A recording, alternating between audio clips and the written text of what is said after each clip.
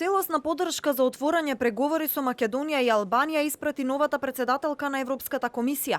Со доцнење од 1 месец Европарламентот денеска ја крена рампата за тимот на Урсула фон дер Лајен, кој допрва има рок од 2 месеци да состави и објави нова методологија за проширување. Дека Балканот е далеко од приоритет во новата агенда на ЕУ покажува и тоа што од 16 страници говор на првата жена која во следните 5 години ќе ја предводи Европската комисија, земјите од Западен Балкан добија само една реченица. Треба да им покажеме на нашите пријатели на Западен Балкан дека споделуваме ист континент, иста историја, иста култура и ќе ја споделиме истата судбина. Нашите врати остануваат отворени. Длабоките поделби во унијата на леви и десни сили се поизразени, а тимот на Урсула треба да понуди нов комплексен модел со кој интересите на сите ќе бидат задоволени.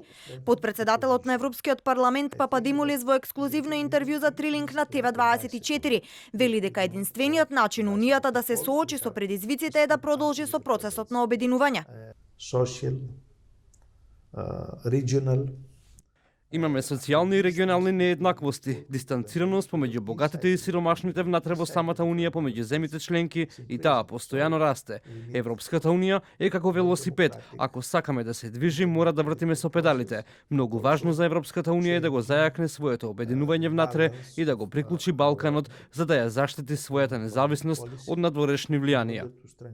Во меѓувреме патот на новата комисија не беше лесен. Урсула фон дер Лајен ова лето во Страсбург доби мало мнозинство со само 9 гласа, а Европарламентот ја отфрли тројца кандидати за еврокомесари. Конечно денеска со 461 пратеник за, 157 против и 89 воздржани се изгласа новиот состав на комисијата кој ќе започне со работа од 1 декември.